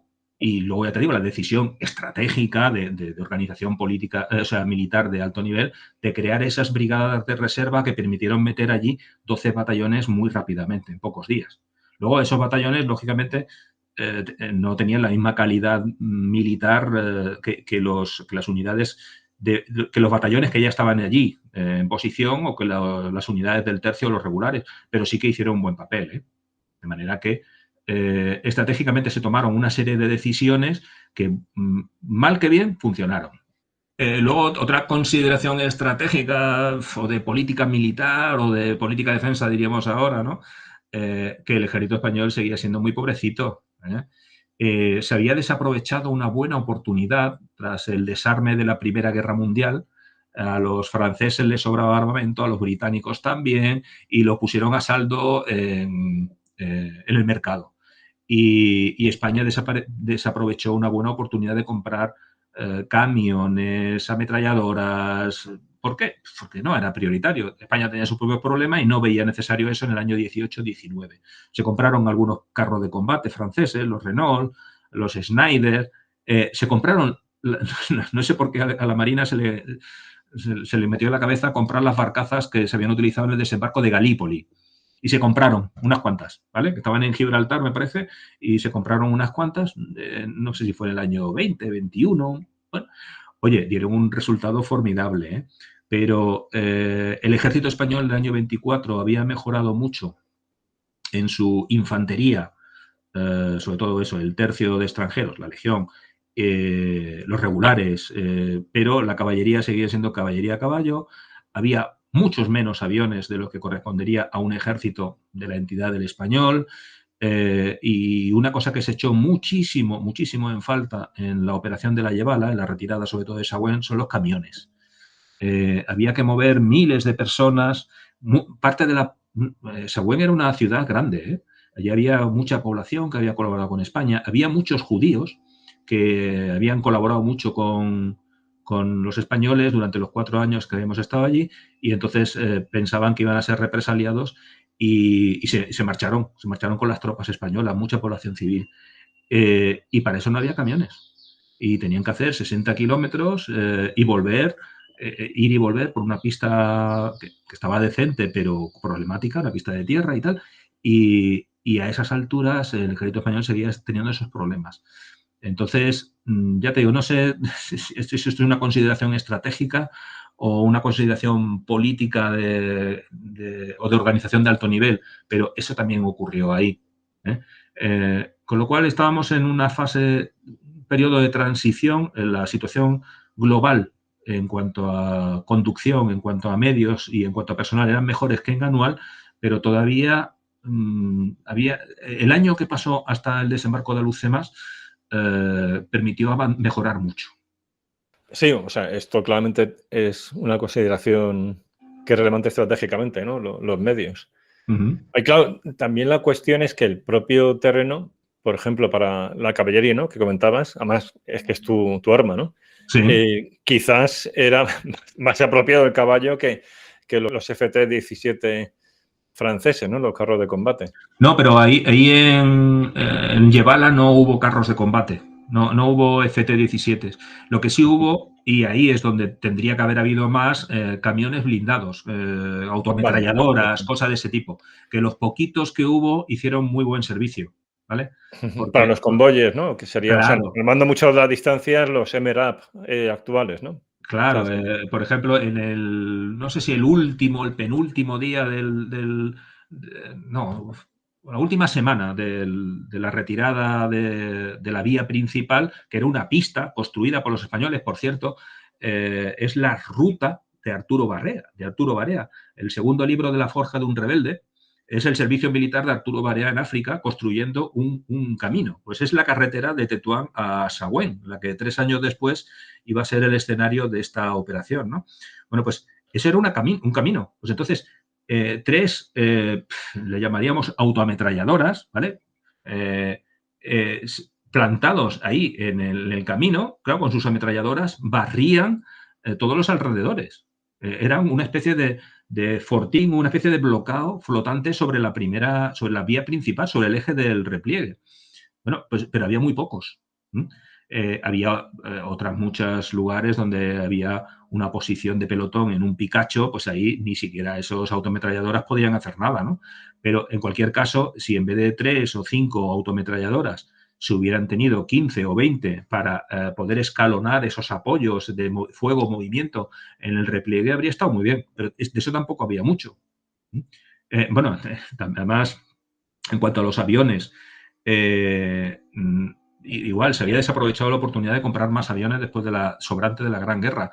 Había pocos aviones y encima, como se tenían que utilizar para apoyo logístico, pues no se pudo aprovechar mucho. Pero es que encima, como el planeamiento global de la operación no se hizo adecuadamente y se llevó a cabo en noviembre, la época de lluvia, encima una serie de borrascas tremendas, llegó a hundirse un barco en el estrecho con los temporales que hubo en aquellos días, pues bueno, los aviones no podían volar. De manera que cuando se hizo el último salto de la retirada de Sahagüen a Tetuán, se tardó 3 semanas en hacerlo, porque los caminos estaban impracticables, no había apoyo aéreo, no había manera de hacer nada, ¿no?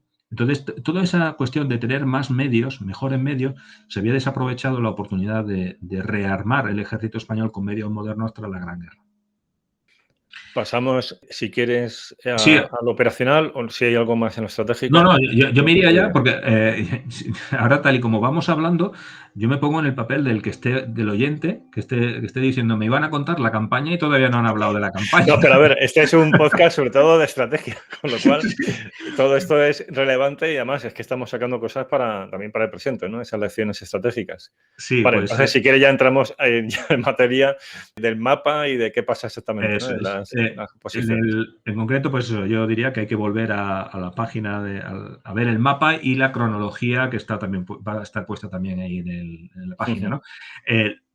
Resumiendo mucho, en agosto se sublevan todas las cabilas de la Yevala, de la Gomara, que es la comarca que está al lado, y se queda aisladas la ciudad de Sawen, una ciudad importante, con miles de civiles, con una guarnición española. La guarnición en aquel momento debían ser unos 3.000-4.000 soldados, con unas líneas de comunicaciones con campamentos de 500, 600, 1.000 soldados. Todo eso se queda cortado. La sublevación corta uno de los ejes de comunicaciones que era muy malo, que era el río Lau, un río encajonado entre barrancos, montañas tremendas. Bueno, pues eso se queda cortado, de manera que ni desde Sawen pueden apoyar a las posiciones que están encerradas ahí, ni puede llegar desde el mar, está a unos 30 kilómetros, no pueden llegar refuerzos hasta Sawen. Por otro lado, también se corta la carretera a Tetuán, que es la vía de comunicación principal, y la sublevación hace que queden muchas posiciones asediadas. Eso es en agosto y primeros días de septiembre. Y es cuando se toma la decisión de empezar a replegar posiciones. Es más, Primo de Rivera se va de Madrid a Tetuán, llega el día 6 de septiembre.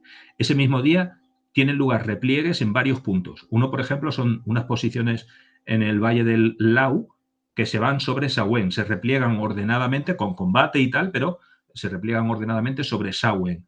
También en el otro extremo, cerca de Tetuán, en el otro extremo de la pista, se repliega una unidad que se había quedado en un sitio que se llama Cinat, tiene que ser rescatada y se va a una línea segura. Y 2 días después se repliega por vía marítima una posición, la de Menter, que estaba avanzada en la costa y estaba bastante aislada, y entonces la Marina la evacúa. De manera que lo que yo he llamado la primera fase tiene lugar en la primera quincena de septiembre, que es replegar las posiciones más comprometidas, las que se preveía que en el futuro podían caer por quedarse completamente aisladas. También muy importante es que tiene lugar la reapertura de la carretera principal entre Tetuán y Tánger. Se había perdido una posición muy importante, el Fondaca Ingerida. Bueno, pues se hace una operación para recuperar esa vía de comunicación que es fundamental. De manera que la primera fase es, para los que lo estén oyendo y todavía no tengan el mapa delante, es Sawen es una posición central. Pues digamos que, hablando en términos baloncestísticos, se hace un aclarado. Se liberan posiciones en todos los extremos para dejar unos núcleos más fuertes y más seguros. Sawen, Bencarric, Uadlau, que se quiten las posiciones pequeñas. Eso es la primera quincena de septiembre. En la segunda quincena de septiembre lo que se hace es una sola operación, que es ir desde Tetuán hasta Sawen, reabrir la carretera. Es una operación con 3 columnas, unos 10.000 soldados, que lo que van a hacer es recuperar el control de esos 40 kilómetros de carretera y reforzar unas posiciones intermedias, que eran el Zoco El Arba de Beni Hassan, Sheruta y Darakova. Esas no se habían perdido en ningún momento, pero lo que se hace es recuperar las guarniciones que llevaban prácticamente un mes bloqueadas. Ahí es muy interesante. Lo he puesto en la bibliografía el enlace para leer el libro de Mola, del luego famoso general Emilio Mola, que era teniente coronel, jefe de los regulares del Arache, y estaba encerrado en Darakova. Y cómo cuenta el asedio, ese mes de septiembre encerrado ahí, que se le acababa la comida, que les atacaban y tenía que contraatacar. Es muy interesante eso. Pues digamos que la segunda quincena de septiembre se trata de reabrir la carretera, llegar hasta Sawen, donde entre civiles y militares había unas 10.000 personas que había que rescatar. Esa es la fase 2. Ojo, que esto es una periodización que he creado yo, es lo que yo estimo. Yo no he visto ningún documento donde esté llamado así, donde existan estas fases militares. Lo que pasa es que yo cojo la cronología y me pongo en el papel del Estado Mayor de Primo de Rivera y creo que hubo un adecuado control operacional. Decían, hasta que no termine esta fase, no empiezo la siguiente. Sí, o sea, que estabas infiriendo por la marcha de los acontecimientos y las operaciones como tal, que existían esas fases, ¿no? Que tiene todo el sentido que fuera así. Claro, y ya te digo, yo no he visto ningún documento, ninguna orden de operaciones donde se diga vamos a hacer esto en este orden. Pero la cuestión es que ocurrió así. Es decir, que el flanco occidental de la carretera Tetuán-Sawen, no hay que pensar en un flanco inmediato, ¿no? A unos 10 kilómetros de ese, y con un montón de montañas en medio, había posiciones españolas. Pues esas no se... Perdón, repito, el flanco occidental de esa carretera no se empieza a replegar hasta que no están las fuerzas llegando a Saguén. Hasta ese momento, esa gente estaría pasándolo fatal, pero estaban ahí ocupando, protegiendo ese flanco y distrayendo fuerzas de los yebalíes para que no pudieran atacar la carretera principal. Y una vez está reabierta la carretera, empiezan a replegarse esas posiciones al oeste, en la cábila de Beni Arós. A continuación, empiezan a replegarse las posiciones que estaban al sur de Saguén, las que estaban más alejadas. De manera que yo ahí veo una coherencia, una alternancia de esfuerzos, ¿vale? Se van despejando posiciones, se va recuperando gente y en algunos casos, incluso esa gente que se recupera de esas posiciones se envía a otra donde va a ser el siguiente ciclo de operaciones. En concreto, por ejemplo, he comentado los regulares del Arache que estaban en Darakova, estaban en el centro, el mismo centro de la Yevala. Una vez que se abre la carretera, los mandan a Tetuán, desde allí los montan en un barco y los mandan al Arache, que es su zona natural, para allí hacer la operación de repliegue del flanco occidental.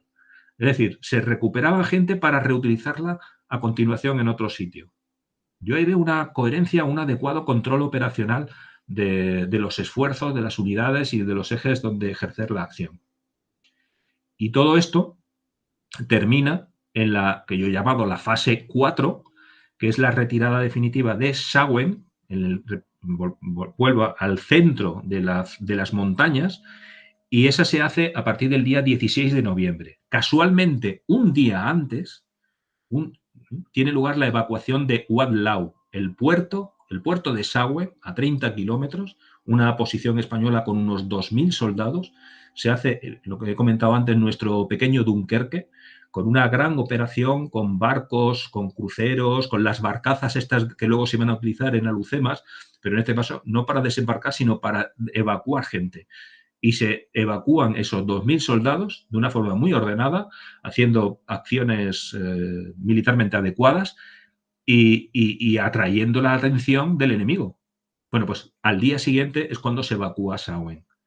Y es ahí donde tiene lugar la principal, ya he comentado al principio, lo que es más conocido de todo esto, ¿no? La evacuación de Saguén es una operación relativamente bien conocida porque tuvo mucho protagonismo el tercio y que se hizo relativamente bien. En concreto, por ejemplo, la ciudad principal, Saguén, es abandonada por decenas de camiones, la población civil, almacenes, miles de soldados, y se quedaron dentro de la ciudad solamente 5 banderas del tercio mandadas por el teniente coronel Franco. Y lo que hicieron fue abandonar la ciudad por la noche. Se mantuvo, eso en la terminología actual se le llaman los núcleos sutiles. Al hacer una retirada, esos núcleos sutiles tienen que dar la sensación al enemigo de que las posiciones siguen ocupadas. Se encendían hogueras, se pusieron hasta unos muñecos por ahí vestidos de legionarios para que pareciera que las garitas estaban ocupadas, pero esas banderas se marcharon durante la noche y a la mañana siguiente la ciudad no tenía militares españoles.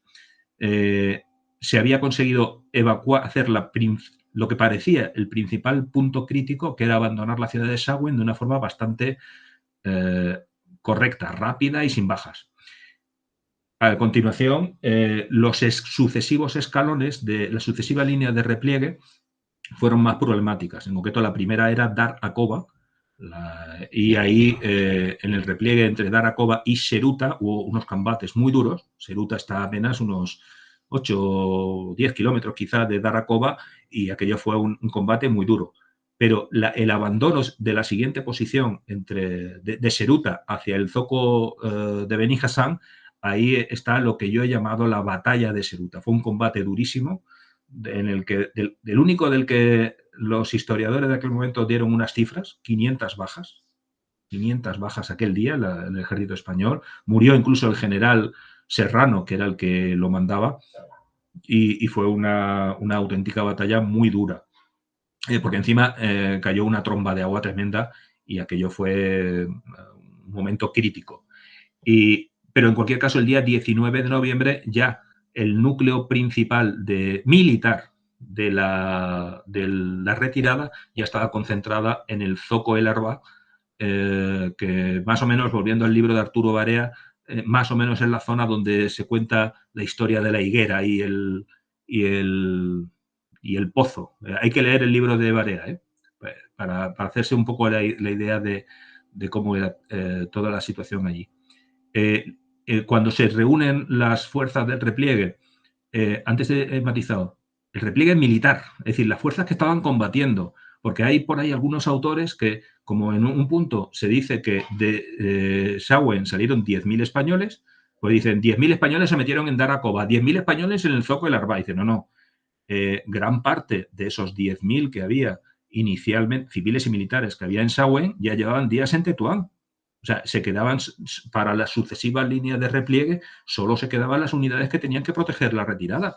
Las 5 banderas del tercio, los regulares de Alucemas, que ya estaban casi machacados, los regulares de Ceuta, Tetuán, y muchos batallones veteranos que estaban por ahí en las sucesivas líneas de repliegue. Pero todos los elementos que sobraban ya se iban directamente, como la carretera estaba abierta, se enviaban para atrás. Entonces, ahí habría en el Zoco, se reunirían unos 3.000, 4.000 defensores que no pudieron moverse por lo que he comentado antes. Los temporales que hubo de lluvia, de viento, que impedían andar por los caminos y el apoyo de la aviación. Finalmente, el 11 de diciembre ya comienza el repliegue y el 14 de diciembre las últimas tropas que habían cubierto la retirada entraron en Tetuán. Ese mismo día entraba en Sauen, en el otro extremo de la línea, entraba el hermano de Abdelkrim, que era el jefe militar de esa zona. Y mientras estaba teniendo lugar todo esto, se iba evacuando lo que quedaba en el flanco occidental. Para esto hay que verlos en el mapa, ver cómo se había replegado a una línea muy cerca de la costa. A eso es lo que le he llamado el adecuado control operacional. En cada momento había una zona, un punto, un eje, donde se estaba ejerciendo un esfuerzo principal y en algún otro estaba en lugar un esfuerzo secundario para distraerlos al enemigo de lo que estaba sucediendo. Muy interesante. Si quieres, pasamos a las consideraciones tácticas, que una que, si te parece, me gustaría resaltar, ¿no? Y tiene que ver con algo que hemos comentado al principio, que son las diferencias y similitudes con Anual. Es que, a pesar de que hubo situaciones más complicadas que en Anual, en esta ocasión no hubo episodios de pánico, ¿no? O sea, que hubo una buena coherencia de las unidades y entiendo también un buen liderazgo que marcó la diferencia.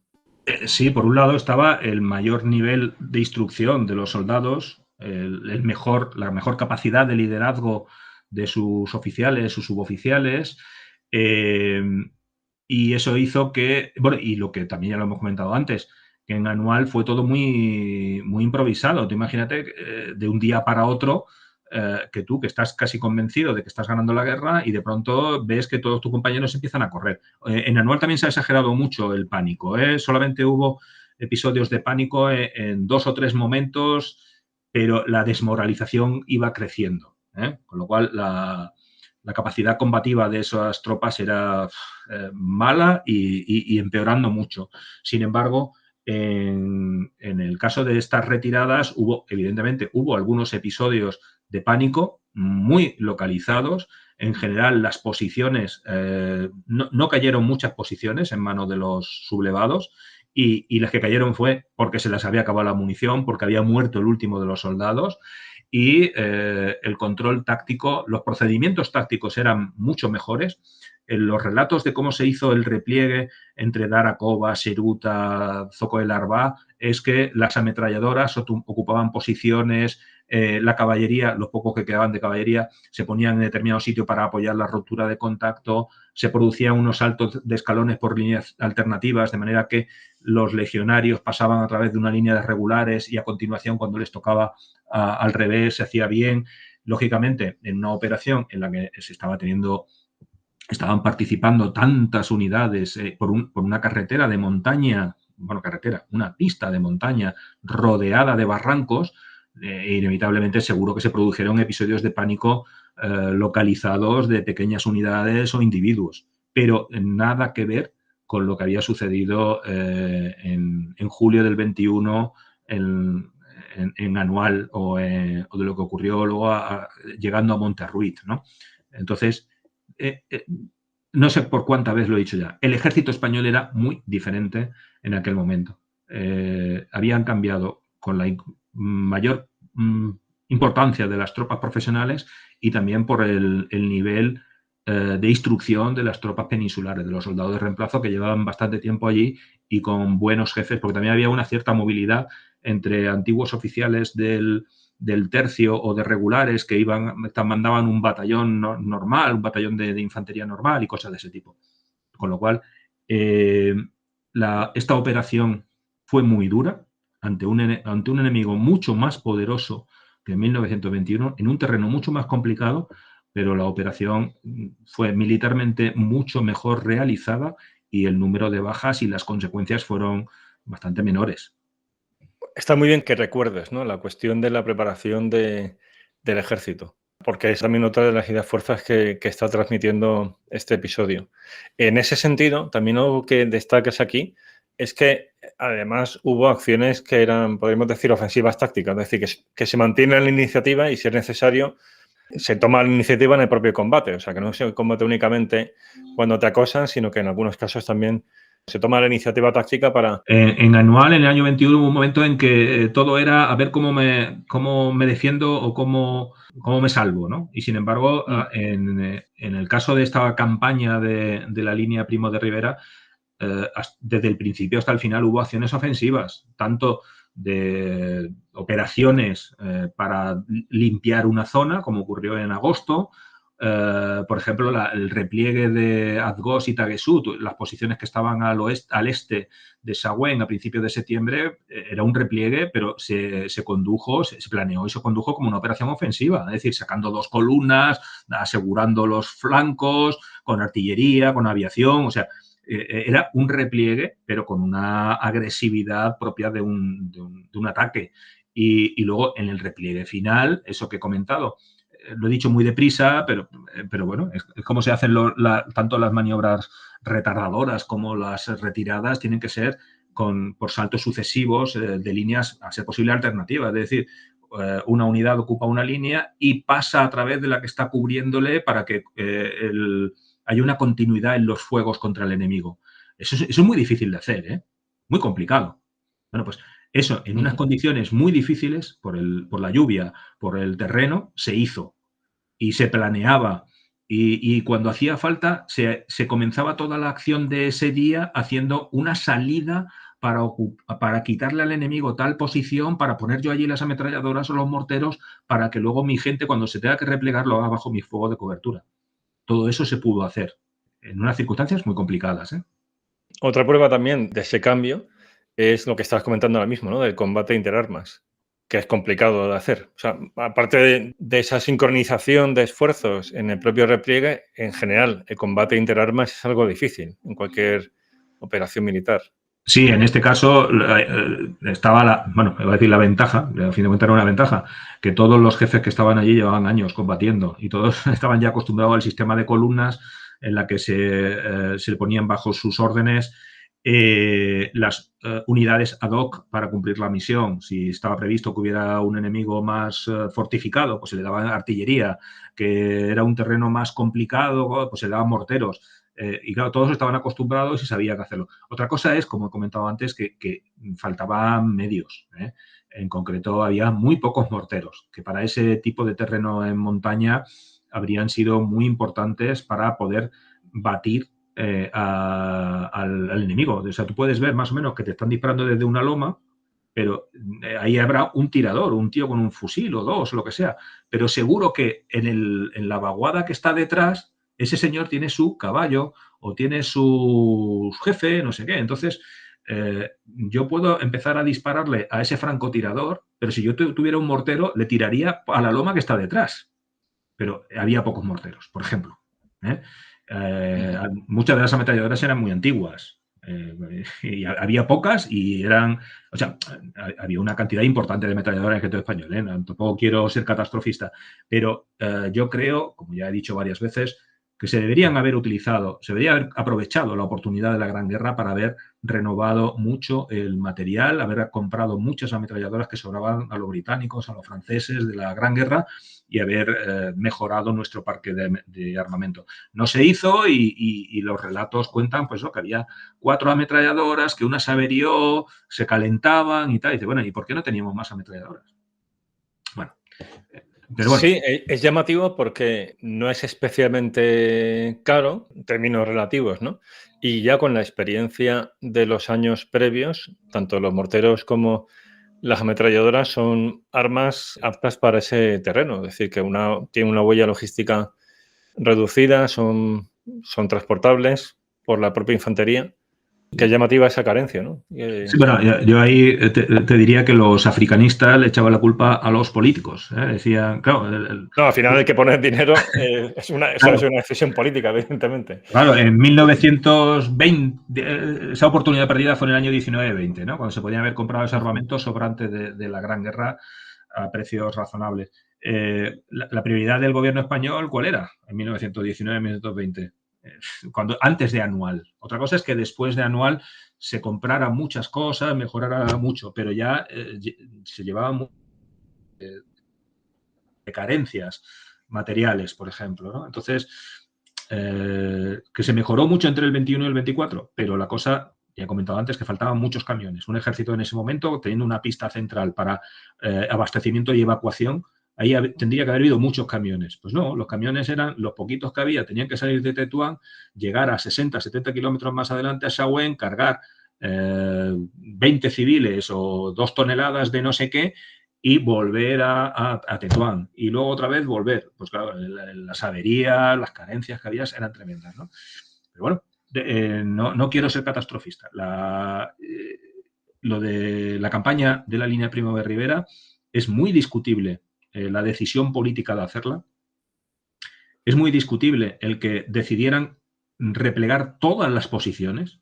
Yo particularmente habría dejado Sahuén, habría dejado Guadalao como una especie de posiciones principales relativamente fáciles de abastecer y a partir de ahí mantener un cierto control del territorio y de las operaciones.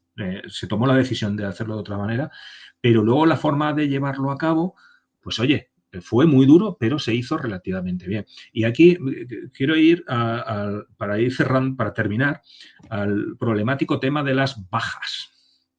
Porque incluso para Anual hay muchas cuentas disparatadas, ¿no? Dice, no, murieron, yo qué sé, 15.000 españoles. Y dice, pero si no había 15.000 españoles en toda la Comandancia General de Melilla, ¿cómo van a morir 15.000? Si es que no lo sabía.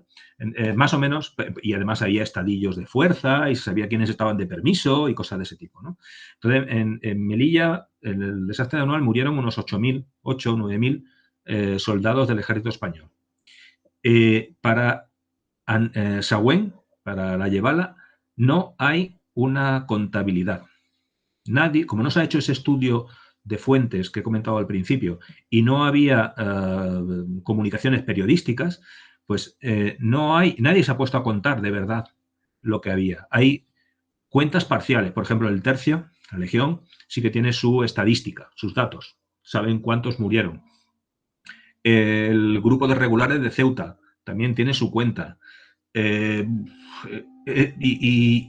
también no se separa, en algunos casos no se separa bien las bajas que hubo en la retirada principal de Sahuén a Tetuán, de las que pudo haber en la defensa de las posiciones del Lau. Total. Luego, a la hora de expresarlo, en los pocos textos que se hace, no queda claro a qué se refiere el autor. Hay autores que dicen, murieron 15.000 españoles. Dice, a ver, ¿este de dónde sale? ¿Dónde sale este número? Hay otros que dicen, murieron 2.000. A ver, ¿cómo es posible que haya, ni que fuera como las manifestaciones, ¿no? Que uno dicen que a la manifestación han ido 20.000 y otros 200.000. Dice, pero a ver, ¿cuál es la dispersión entre 20.000 y 200.000, ¿no? Pues igual, aquí, ¿en qué quedamos? 2.000, unos te dicen 2.000 bajas y otros te dicen 15.000 muertos. Bueno, yo voy a darte mi estimación. Para lo que más o menos he descrito, lo que está en el mapa, lo que he puesto en la cronología, es decir, entre principios de septiembre y finales de diciembre, los últimos días o ya en enero del 25, yo he hecho una estimación de que pudieron morir unos 4.000, 4.500 miembros del ejército español. Ojo, no digo españoles, porque la proporción de bajas de los indígenas, es decir, de marroquíes que servían en el ejército español, fue altísima. Más o menos podemos considerar un tercio de las bajas, de lo que hablemos, un tercio eran bajas de tropas indígenas, más o menos. Con lo cual, podría ser que además, eso ya he comentado antes, la repercusión ante la sociedad española era muy diferente de que murieran 8.000 españoles en anual a que en todas estas operaciones que estamos hablando hubiera unas bajas de unos, en total, unos 4.000 indígenas y unos 2.000 legionarios. Y otros 3.000 o 4.000 españoles. Ojo, bajas. Porque también hay confusión, hay gente que habla de bajas y no distingue de muertos. Porque como esta campaña fue tan larga, estos 4 meses, hubo bastante personal que recibió 2 heridas. Con lo cual, a la hora de contar heridos, hay algunos que contaron 2 veces, porque le hirieron a lo mejor en septiembre, le dio tiempo a recuperarse y participar en las operaciones de noviembre y volver a caer herido. También hay algunos casos en que la primera vez le hieren y luego le matan. Con lo cual, hay una labor interesantísima, ingente, de coger los estadillos de fuerza, los listados nominales de caídos y cuando se haga todo eso, mi estimación es que en estos 4 meses de operaciones murieron entre muertos y desaparecidos, unos 4.000, 4.500 del ejército español y unos 10.000 heridos. Es decir, fíjate qué pedazo de operación, unas 15.000 bajas, que repito, en algún caso alguien decía 15.000 muertos, no, diferentes bajas que muertos, lógicamente, pero unos 15.000 bajas en estos 4 meses de operaciones. Que se combatió mucho. O sea, que fue un repliegue, pero como estás comentando, en contacto con el enemigo, a pesar de que fue organizado y demás, es decir, que fue algo serio. Pues bueno, genial. O sea, todo lo que has comentado, ¿no? Esta visión estratégica, operacional, táctica y con esos condicionantes políticos. Si te parece, vamos entonces a las conclusiones. Conclusiones. Pues la decisión política de replegarse de una forma absoluta de una comarca tan grande era muy discutible y problemática. Quizá se podría haber hecho una reducción del número de posiciones, concentrando las fuerzas en unas zonas mejor difundibles, con unas comunicaciones mejor y reduciendo el número de acciones de repliegue que eran tan vulnerables, ¿no? En cualquier caso, una vez tomada esa decisión, y que además se impuso Primo de Rivera cuando le pusieron muchas pegas, dijo, sois militares, cumplid las órdenes. Bueno, pues los que estaban sobre el terreno tuvieron que llevar a cabo esa operación. La conducción operacional fue adecuada, es decir, no fue un vámonos todos de aquí, no. Yo he detectado y he creado esas fases diciendo, ojo, que en tal quincena solo estaba pasando esto. Había alguien que estaba diciendo, oye, vosotros a la defensiva aguantad que hasta que no se termine la evacuación de tal posición o hasta que no se abra la carretera no os movéis. Y una vez que se alcanzaba el objetivo de esa fase, de la segunda, de la tercera, comenzaba la siguiente. Eso es una conducción operacional que yo creo que fue bastante adecuada. Y la ejecución táctica, en general, fue bastante buena, con procedimientos muy novedosos, como pudo ser la evacuación anfibia de Guadalao, como fueron los saltos sucesivos entre Daracova, Seruta y Zoco el Arbá. No he hablado mucho, pero el último repliegue entre el Zoco el Arbá y Tetuán igualmente fue una operación muy complicada. Ahí hay una especie de meseta con mejores campos de tiro y hubo una serie de saltos con acciones bastante notables. Es decir, la conducción operacional fue adecuada y la ejecución táctica yo diría que buena, teniendo en cuenta que las circunstancias eran muy complicadas. Y resumiendo ya todo esto, que el ejército español había cambiado mucho entre 1921 y 1924.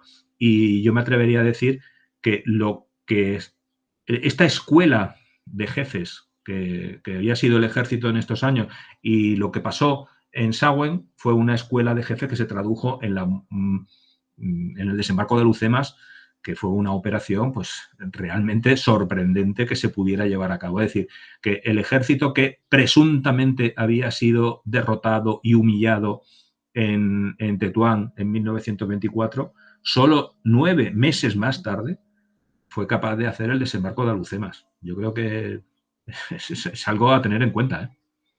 Totalmente. Muchísimas gracias, Paco. O sea, está muy bien, muy completo, muy interesante, muy relevante por lo que comentabas también al principio, de que es una campaña muy poco conocida, con esos grandes vacíos, que más ahí que aquí se ve lo interesante que es esta combinación de historiador y militar. O sea, recuerdo que además de ser coronel de caballería, eres doctor en historia contemporánea, has sido docente en la Academia General Militar en Zaragoza. Entonces, esta doble vertiente académica militar, ya para estas cuestiones tan específicas, tan tácticas de inferir, ¿no?, en las fases del repliegue y demás, es muy adecuado, ¿no? Es una suerte.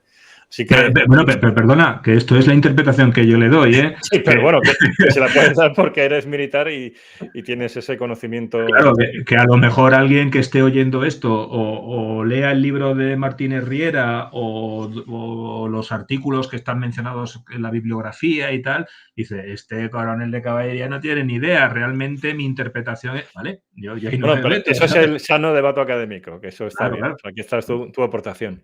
Pues lo dicho, que muchas gracias. Recuerdo que en la descripción del episodio, en la página de Global Strategy, va a estar tanto el mapa, que es fundamental, de la cronología de las distintas acciones y luego la bibliografía para quien tenga ya un interés más académico para hacer un trabajo basándose en esto y profundizar pues toda la bibliografía relacionada con el episodio. Ojo, y ojalá esta charla, que se nos ha ido a un buen rato, Javier. Bueno, los de historia es que requieren este tiempo, Sí. o sea que Pues está muy bien. ojalá esto motive a alguien a decir, oye, pues mi trabajo de fin de máster me van a dar una beca y me voy a ir al Archivo General Militar de Madrid a ver papeles, ¿sabes? Hay un buen trabajo por hacer. Fantástico.